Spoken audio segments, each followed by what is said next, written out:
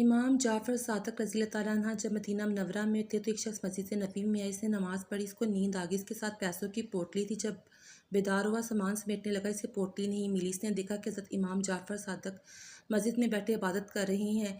اس نے جا کر کہا، آپ نے میرے پیسوں کی پوٹلی اٹھائی ہے؟ تو حضرت امام جعفر صادق نے پوچھا کہ اس پوٹلی میں کتنے پیسے تھے؟ اس نے کہا کہ 1000 دینار آپ گھر تشریف لے کے آئے اور 1000 دینار لے کر آئے، اسے دے دیے۔ جب دے دیے وہ گیا اپنا سامان سمیٹنے لگا۔ سامان سمیٹتے ہوئے اس کو اپنی اصلی پوٹلی مل گئی۔ بڑا نادم ہوا کہ میں نے کیا کر دیا، ایک بزرگ عبادت میں مشغول تھے، میں نے ان کے ہاتھ لگا دیا اور انہوں نے مجھے پیسے بھی دے دیے۔ اب جب نادم ہو کر واپس پہنچا اور کہا کہ مجھ سے یہ غلطی ہو گئی ہے، معذرت قبول فرمائیے، پیسے واپس لے لیں، تو آپ نے جواب میں یہ خوبصورت جملہ ارشاد فرمایا۔ یہ جملہ سعیدوں کو ہی جچتا ہے۔ آپ نے فرماتے ہیں کہ ہم جو چیز کسی کو دے دیتے ہیں پھر واپس نہیں لیتے۔